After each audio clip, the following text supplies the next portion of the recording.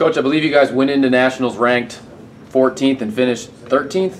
The opposite way around. We went into the meet 13th and finished 14th. Okay, okay. Got my wires crossed. So how do you view this weekend's result?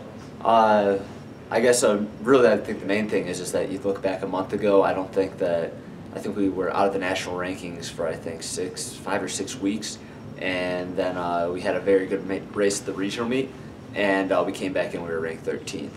And then to come out and probably have a very similar performance at the national meet and match that ranking, I think that's very good for us, considering again that not a lot of people expected us to be at this meet. Not a lot of people expected us after our early season results to be, if we did make the meet, to be a top 15 team.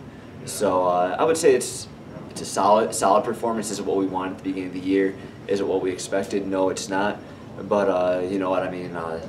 You do with what you got basically, and you make the most of it. And I can say that with the guys that we had by the time we got to the end of the year, and we really made the most of what we could have. And I really don't think that we could have done significantly better with the group that we had this past weekend. So what are just like your biggest takeaways from the weekend going into next year? I would say we do have to get better up front. CSU Pueblo, we beat them at the regional meet, but they finished 7th.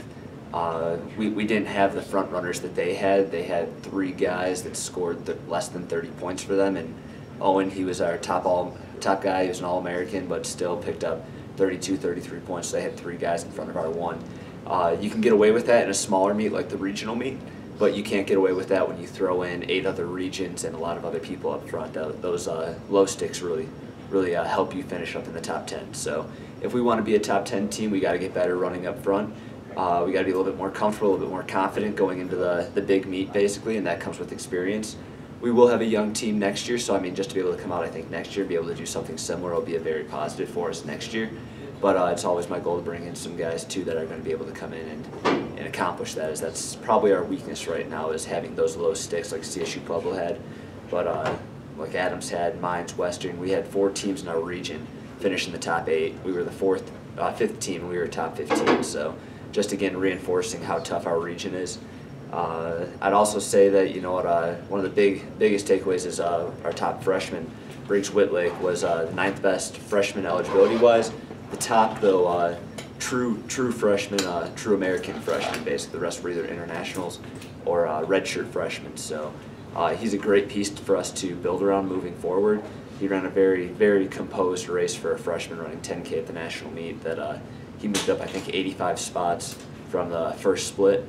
And I mean, have a freshman in the top 90. I think it's very good for us, considering we also have a freshman, Batari Ruganerwa, who's of equal caliber. That is going to be a great replacement for either Owen or Jeff as we move into next year.